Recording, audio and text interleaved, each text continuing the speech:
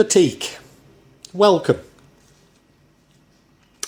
You may have seen, particularly when I'm doing my tarot readings, that I use a cloth underneath them, which is a batik cloth. So I felt that maybe some sort of explanation was necessary. Batik itself is a technique of wax-resistant dyeing to a cloth, and it did originate in Java. It's either made by drawing dots and lines of this wax relief with a tool with a spout on it called a canting. And if it's in a sort of semi-written form, it's called a Batik Tulis.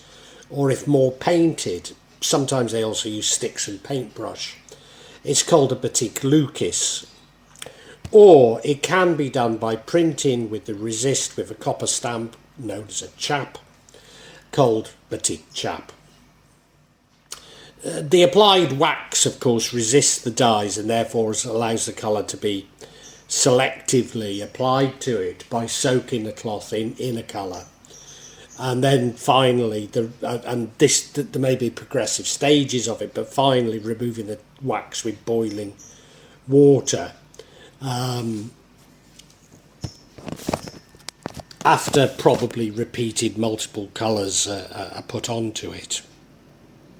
Regional batiks. Now I am going to focus on the batiks of Java, and in particular the Solo and Jogja or Surakarta and Yogyakarta regions. But each region in Indonesia, well, almost every region will have its own traditional patterns. And often the patterns are known by their region of origin, such as Solo and Yogyakarta or Pekalongan, Madura. Javanese batiks can generally be distinguished by their patterns and colours, and these are broadly categorised into batik pedalaman, which is the inland batik, often using indigos and browns, or batik pesisiran, the coastal batik, often much more colourful, reflecting both the use of chemical dyes but also the influence of other cultures, especially the Chinese and the Netherlands. Many batiks don't fall neatly into these categories, and they're the ones that are also referred to by their region.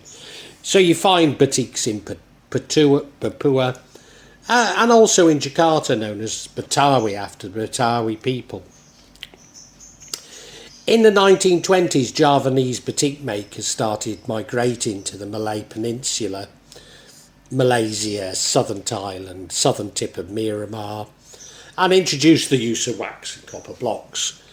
But you can find batik also in India, Sri Lanka, China and the Philippines. In sub-Saharan Africa, the Javanese batik was introduced in the 19th century by the Dutch and English traders. And later they started producing their own semi-mechanised batik, such as Brunchweiler from Manchester. And these local patterns were adapted to Javanese batik, making larger motifs with often thicker lines and more colours to them.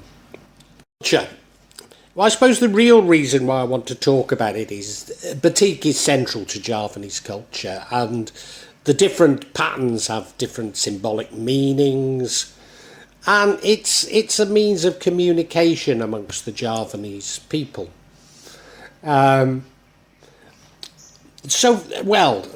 funny example, the other day I went to the masjid, the mosque, to pray, and I was wearing a traditional batik from Yogyakarta.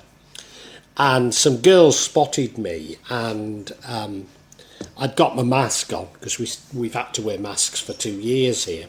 I got my mask on, I got my sarong on, and I got a hat on. But nevertheless, you could see my white arms. But, they were drawn to the batik sarong from Jogja. And so they addressed me as Pardey, in other words, as though I was a Javanese man. As I say, these patterns are symbolic. Children, well, infants anyway, are carried in slings made of batik, decorated with symbols, and these bring luck to the child. Some designs are reserved for brides and bridegrooms and the families. And they play a central role in rituals with specific patterns for specific rituals. Originally, it's the costume of the royal and the aristocratic families of Java, and it's still mandatory dress in the palaces or the kratons. Initially, the tradition of making batik was something that was only practiced in the palace and was designated as the clothes of the king and family and their followers. And I suppose it was therefore a symbol of Javanese feudal society. But because many of the followers would live outside the kraton or palace, then batik was brought by them to the areas outside of the respective palaces. So in Yogyakarta, just outside the kraton, you'll find a kampung where batik is made. Indeed, not far from, well, in between the two kratons in Solo is an area known as Kampung Batik, which to this day is full of batik sellers and shops. Very interesting, lovely place to go, although I've got to say I find in general Solo much more expensive than Jogja, or certainly for foreigners. The batik motif of each social class are differentiated according to their social status and their rank within the kraton. So things like paran rusak, which you'll have seen me used many times, semengedi, kawung, udan riris, are motifs that are used by the aristocrats, courtiers, in the Garabang ceremonies, parasoan, and welcoming honoured guests. During the colonial era, Javanese courts issued decrees that stipulated certain patterns to be worn according to rank and class within society. Of course, now people are allowed to pick whatever batik pattern they want, and it's become a daily dress, even uniform at work and school, for both formal and normal events. Now, clearly you can buy pre-made clothing, but it's more common to buy it as cloth, known as kain, or kain panjan or sarong, and it's traditionally sold in 2.25 metre lengths. So the common clothing items would be a sarong, which may surprise you, but this is largely a male form of dress. And it's particularly worn for prayers, so a bit like the lunki in other parts of Asia.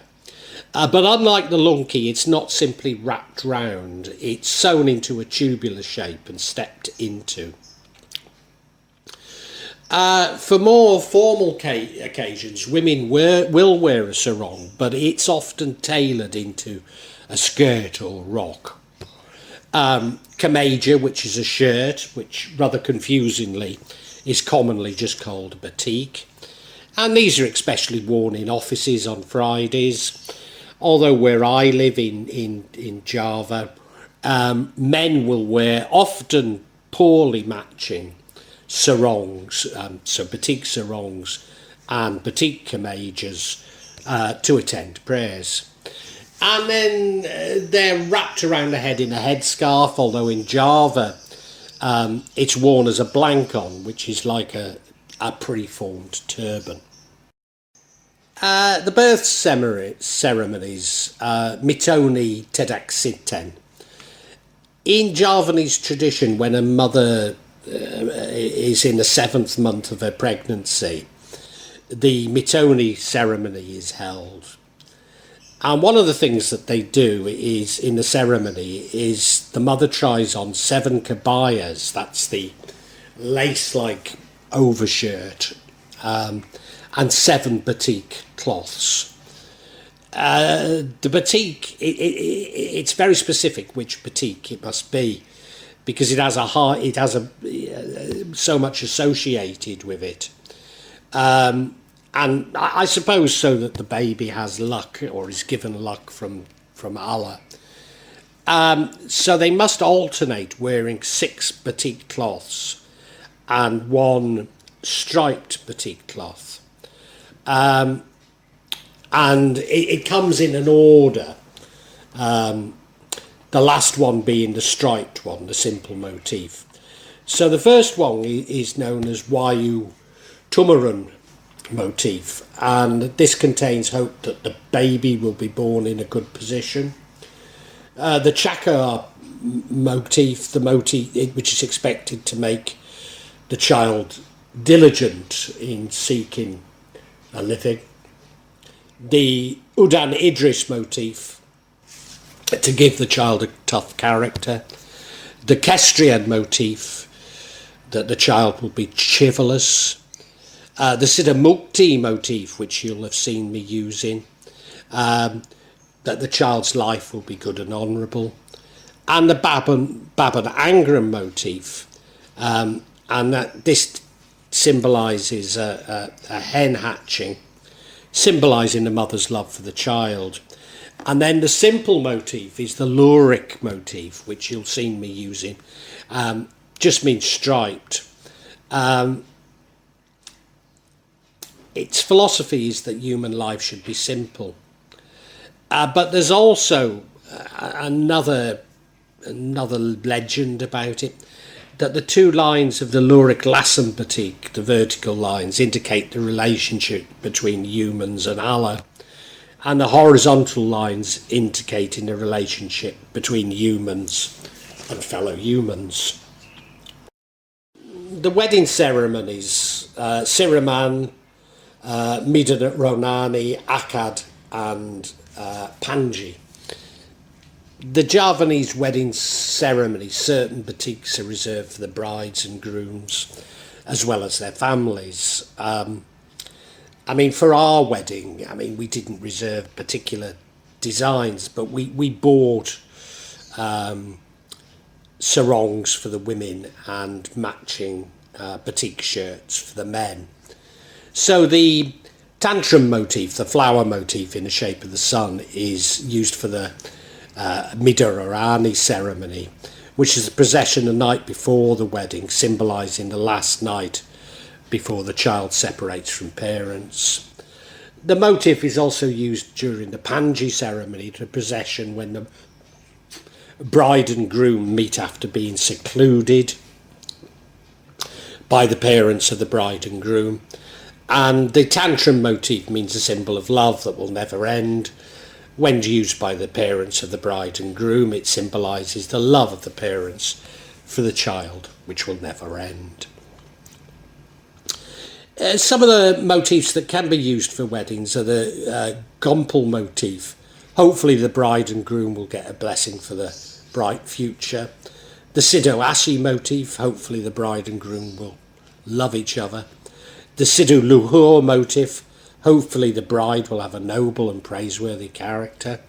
And the Checker Iron, which literally means chicken's feet, hopefully the bride and groom have the spirit of being married and given prosperity.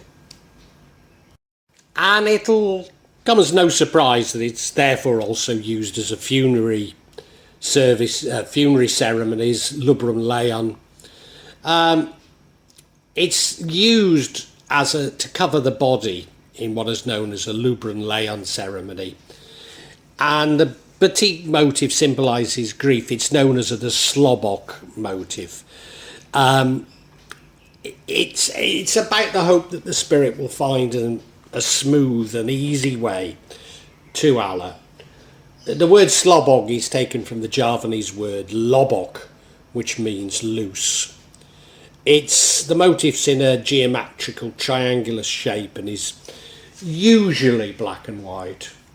Or I mean, sometimes you can see it brown.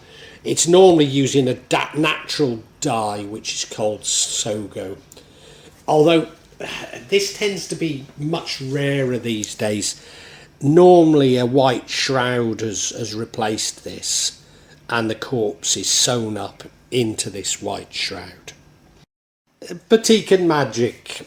I suppose given Batik's ceremonial associations, it'll come as no surprise that batiks can be associated with magic. If only as I use, as a cloth, like a bit like an altar cloth. But they do have wider associations as well. So certain fabrics are believed to contain very powerful spells woven into them, often for protection. So this is during the actual weaving process. Prayers will be said by people who are able to influence the paranormal.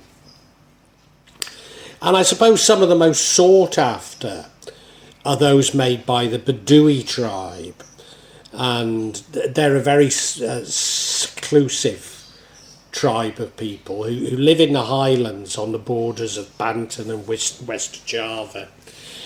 Their origins aren't really fully known, but they're believed to have got very, very strong magical powers. So any fabrics made by them are highly sought after and cost quite a bit of money. Of course, spells and imagery can be included in the design of some fabrics. You'll have seen me sort of showing these on my channel. I don't know if you could call them batiks really. They're normally fairly cheaply printed mechanically. Although, there are some that are traditionally made as batiks. And this would include the use of wafak and magic squares, for example. It's very common to find batik paintings in people's homes, and these will often be of legends, wayang characters. And of course, each of these characters will have particular associations with them, and therefore also magical powers. And indeed, the logo, the branding of my site is of a batik painting of the carriage of Nera Rorikidal. Now, this has a very special significance and probably does have great magical powers. My wife was in the kraton. I wasn't with her at the time. She was with my eldest daughter, or stepdaughter. And they were wandering round the kraton. And a man came running over and gave it to her. Didn't want any money. He gave it to her. He said he'd taken years to paint it. And many people wanted to buy it off him. But he simply wanted to give it to her. He did explain some things to her. He did a bit of a fortune for her. But the main thing was that she would have good luck, providing that the painting was always on display. And it always has been. Oh, apart from a period when my wife completely lost her mind and was convinced that the painting contained evil rather than good. Now, we subsequently found out that not only was this a famous painter from the kraton, but he was also a famous kraton dukan. So undoubtedly the painting is an extremely powerful one. Well, I really hope you've enjoyed this vlog and that, not only got something out of it, but provoked thoughts. I'm not here to push my beliefs, my thoughts on you, only to open up your own thinking, get you thinking about the world and life. When I started The Real Magic of Java, I believed that I'd only release them every month or maybe every 2 months. But now I find myself adding to this subsection once or twice a week. But please subscribe and hit the bell to get notifications for when I add new parts to this subsection. In part, the reason why I'm doing it more often is that the concept has moved from filming rituals and events that took place in Java to me also describing my beliefs and philosophy. And that does come in response to people expressing an interest in it. But of course, you know, me actually seeing rituals and events really doesn't happen so often. What I would say to you is that there's no attempt at subterfuge on my behalf. And when I do experience rituals, I will include them for you to see.